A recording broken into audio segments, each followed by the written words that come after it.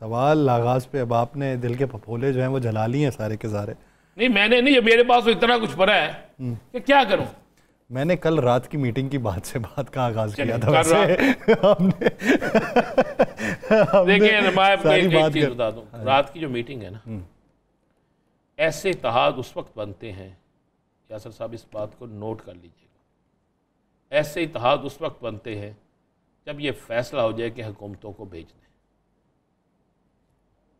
जमात इस्लामी बैठी, मौलाना साहब बैठे, तहरीक इंसाफ बैठी, महमूद खान अचकज़ई साहब बैठे, सिंध से लोग आके बैठे मजलिस वादतुल मुस्लिमीन, ये सारे बैठे ना। ये कहाँ से आए? ये अचानक तो नहीं हुआ। अच्छा रात गए तक बड़ी पर्दा डाल के रखा गया था। नहीं, उसके बाद मेरी मोहम्मद अली दुरानी साहब से बात हुई, गालबन अभी हमें ज्वाइन भी करेंगे, तो मैंने दुरानी साहब से पूछा, मैंने कहा जनाब बहुत बड़ा आर्ट है फिर मैंने कहा जी ये शब खून कैसे मारा? कहते ये शब खून नहीं है, कसम ले लो ये किसी की फरमाइश पे भी नहीं है, वक़्त की ज़रूरत थी, मैंने कर दी। मैं तो पहले दिन से कोशिश कर रहा था सब इकट्ठे हो जाए, कुछ नहीं इकट्ठे होना चाहते, तो अब मुल्क को बचाने के लिए कुछ तो करना पड़ेगा ना। तो बात यह है कि एक बात ज़हन नशीन कर ले, ये मेरे सुनने वाले भी, हमें देखने वाले भी, जब ये इकट्ठे हो गए हैं ना, एक बैठक हो गई है, एक बैठक और होनी है, एक बैठक और होनी है। हो सकता है आइंदा 72 घंटे में हो जाए, हो सकता है इस वक्त किसी ठंडे माहौल में हो रही हो, ये भी हो सकता है, पुरसकून माहौल में पुरसकून जगह पे हो रही हो, ये भी कोई बड़ी बात नहीं है। लेकिन ये बैठक बता रही है कि आपके चाहने वाले जा रहे हैं। ये मैं आपको बिल्कुल ठीक कह रहा हूँ, ये बैठक बता रही है कि अरे अब तो रमेश कुमार साहब भी कहते हैं कि हुकूमत 2 माह में ना संभली तो ये चली जाएगी। रमेश कुमार उसी वक्त कहते हैं जब उन्हें पता हो जा रहे हैं, क्योंकि याद करें ना, जब रमेश कुमार साहब का तो ये कहना है कि मुझे हुकूमतों की ज़रूरत नहीं होती, हुकूमतों को मेरी ज़रूरत। आपको याद है जब रमेश कुमार साहब, मैं और आप यहीं पे बैठे थे, तो हमने कहा चेक करें रमेश कुमार किस तरफ जा रहे हैं, उन्होंने कहा तहरीक इंसाफ छोड़ दिया, मैं कहा हुकूमत, याद होगा आपको। हाँ जी। तो रमेश कुमार हमेशा जो बात करते हैं इसी तरह है। मुझे आज सिंध से ना एक बड़ी अहम शख्सियत का, हमारे वो दोस्त भी हैं, सियासत से हट के मेरा उनसे तल्लुक़ है, अच्छी जगह पे वो रहे हैं। मुझे उनका फ़ोन आया, उन्होंने कहा कि राना अज़ीम आप 15 सितंबर प्रोग्राम में कहते हैं 15 सितंबर दूर है। मैं कहा आप क्या कह रहे हैं? कहते हैं मैं कह रहा हूँ ना 15 सितंबर दूर है। फिर मुझे ज़हीम कादरी का फ़ोन आया जो शाहिदा खान अब्बासी की, उन्होंने कहा 15 सितंबर दूर है यार, आप क्या 15 सितंबर लगे हैं, 15 सितंबर अभी दूर है, उससे पहले बहुत कुछ बदल जाना है, उससे पहले बहुत कुछ चेंज हो जाना है, उससे पहले बड़ी तब्दीली आ जानी। तो रात की बैठक से एक बात ज़हन में रखिएगा, ये सब बैठे हैं इस्लामाबाद क्लब में बैठे हैं, ये छुप के नहीं बैठे, इस्लामाबाद क्लब में बैठे हैं। और जब इस्लामाबाद क्लब में एक मीटिंग होती है तो ये किस तरह हो सकता है कि हुकूमती वालों को पता ना हो? ये किस तरह हो सकता है कि हुकूमत के चाहने वालों को पता ना हो?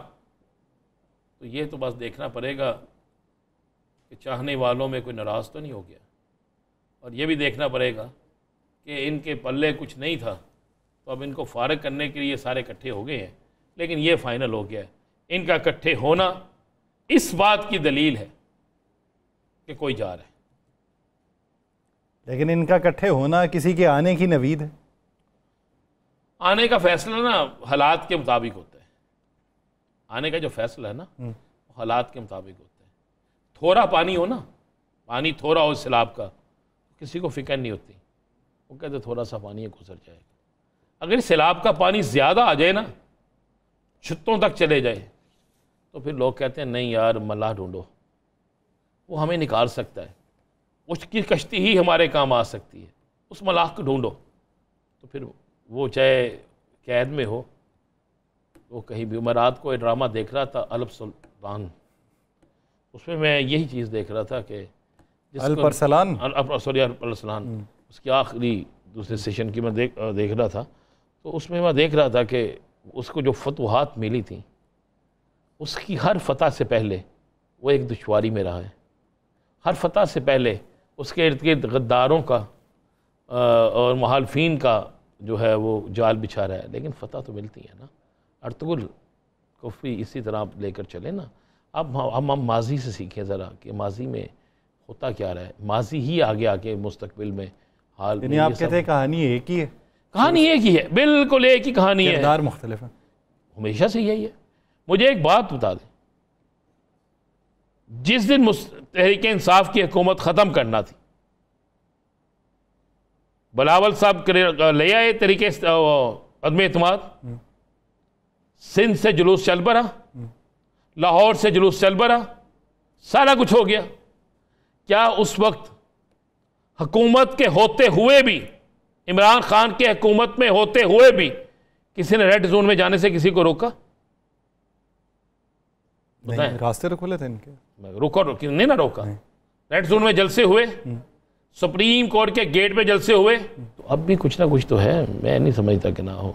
अगर हमारे प्रोड्यूसर हिम्मत करके कोशिश करके मोहम्मद अली दुरानी साहब के साथ बात कोशिश कर लें, क्योंकि अक्सर इनके से होती नहीं कोशिश ना, क्योंकि जो गेस्ट इन्होंने किया होता उन्हीं की होती है। कोशिश करें जी, मोहम्मद अली दुरानी साहब मिल जाए तो अंदर की खबर तो हम उन्हीं से ले सकते हैं ना। दुरानी साहब की मेहनत रंग ले आई है। तो यासर, आप तो मुझसे बड़े करीब रहते हैं हुकूमती हलकों के, वो क्या सोच रहे हैं? राना साहब, पहले ब्रेक पे जाने से पहले, ये इलेक्शन तरमीमी एक्ट जो है लाहौर हाई कोर्ट से वापस हो गया। उन्होंने कहा जी कि चीफ जस्टिस कायम मकाम सुन ले, मैं तो प्रिंसिपल सीट के ऊपर मौजूद नहीं। क्या मुस्तकबिल इसका? इसका मुस्तकबिल ख़त्म है, बस फारिग है ये, गुफ्तो शुनीद कोई ना, कुछ नहीं हो गया जो मैं आपको एक बात दूं, बता, 15 उतना ही होना था। 15 तारीख एक ना बेंच बन रहा है। मैं सब आपको इशारा दे दूँ, इन लोगों को रिलीफ देने के लिए एक बेंच बन रहा है, लेकिन वो रिलीफ भी ख़त्म हो जाएगा। कुछ लोगों को रिलीफ देने के लिए एक बेंच बन रहा है। मैं तौहीन अदालत या उस तरफ नहीं जाना चाहता, इशारा दे रहा हूँ। 5 रुकनी बेंच बनेगा जो फैसला कर देगा। हो सकता है वो 19 को कर दे, 20 को कर दे, 21 को कर दे, ट्रिब्यूनल के हवाले से जो मसले हैं उसमें, और इलेक्शन कमीशन के हक़ में फ़ैसला करे। लेकिन ये जितना कुछ भी करना है ना, वो 15 तारीख से पहले कर लें, क्योंकि 15 तारीख के बाद सारी, अगले महीने की 15, हाँ 15 तारीख के बाद सारी चीज़ें रिवर्स होनी है। यानी 1 महीना 2 दिन, नहीं 1 महीना 1 दिन, हाँ बस उसके बाद बड़ी चीज़ें रिवर्स होनी है। लेकिन 1 महीने में पता नहीं क्या से क्या हो जाना है। कुछ करने वाला सोचता रह जाएगा और उसकी सोच से आगे की चीज़ हो जाएगी। सोच से आगे की कोई चीज़ हो सकती है, क्या हो सकती है उसी। आप क्या समझते हैं कि जो जलसा जमात इस्लामी ने अपना अनाउंस कर रखा है, क्या जमात इस्लामी के जलसे में कोई होंगे, या फिर पाकिस्तान तहरीक इंसाफ को बाकायदा तौर पे जलसों की इजाज़त कहाँ पे जलसा जमात इस्लामी? जमात इस्लामी का एक लाहौर में हो चुका, उसके बाद जो 2 जलसे हैं उनके, मेरा ख्याल है अब ये जलसे जमात इस्लामी अपने जलसे आप करेगी। अच्छा, करेगी। अब एक मुश्तरका मुतहिदा जो महाज है ना इनका, अपोजिशन महाज जो है, जो अपोजिशन का इत्तेहाद बने, इसके सितंबर में जलसे शुरू होंगे। अच्छा, 1 महीने बाद तकरीबन? 1 महीने बाद क्यों यार, आप 1 महीना सितंबर या कब सितंबर को भी हो सकता है, आधे महीने बाद, 3 सितंबर को भी हो सकता है, आधे महीने बाद। उस दौरान में आपको एक बात बता दूं, 30 तारीख तक टाइम है। बहुत सी चीज़ें अपने आप को दुरुस्त करने की, बहुत से मामलात को देखने की 30 तारीख तक टाइम। फर्ज कर रहे हैं दुरुस्त कर लिया, फिर भी हो, क्या कर सकते हैं दुरुस्त? चले मुझे कोई एक चीज बताए, दुरुस्त क्या कर सकते थे? नहीं, ये तो नहीं आप समझाए ना, ये मुझे तो सीधी ना है ना।